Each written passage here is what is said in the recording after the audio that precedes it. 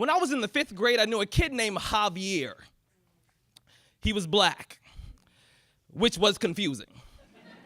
He was an African-American kid who spoke Spanish, loved country music, wore cowboy boots, played jump rope, and had a look on his face that said, I wish a motherfucker would say something. None of us said anything. For show and tell, he brings in his pet Chameleon. When he walks in, the eyes of every kid glaze over like the windows to our souls. Shook hands with the winter for the first time. A girl with box springs in her throat felt the silence, was just too heavy for her fingertips to hold on to any longer, drops the quiet like a suitcase full of habits that no one wants to keep and says, so, what's his name? He replies, I call him Rudy.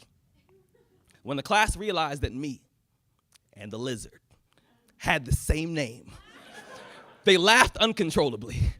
20 years later, the irony hits me over the head like an empty Heineken bottle inside of the bar fight that I call my everyday life. I get it. You see, chameleons, they have the ability to paintbrush themselves into whatever will match their surroundings. They do it so often, they probably wouldn't be able to recognize a photograph of their own skin. They think it's far better to be invisible than it is to grind their teeth into I dare you and ride their bones like a magic carpet. No steering wheel, no tires, no brakes, no battery, just bravery, just faith in a chest full of I am not dying today. Courage has never been a chameleon's best attribute, and some days it's not mine either. I was mentored by black men with brown skin who turn yellow at the sight of swollen bellies filled with half their DNA. I was taught that a woman's vagina is just an underground railroad to masculinity, that real men have tunnel vision and treat girls like subway cars, like nothing more than a space to parallel park our genitals, a hole to bury seeds and leave orchards in our rearview mirrors. They say you gotta peel a woman like a tangerine, and your job as a man is to chameleon yourself into her trees by the piece of a fruit and then leave the rats hanging crooked and confused. This is an apology to every woman that I changed colors to get inside of.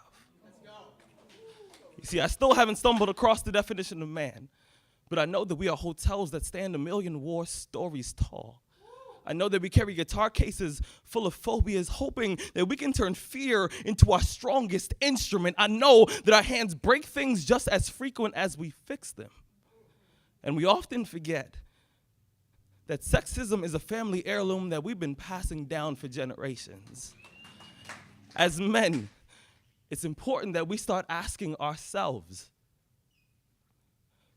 what will the boys learn from us?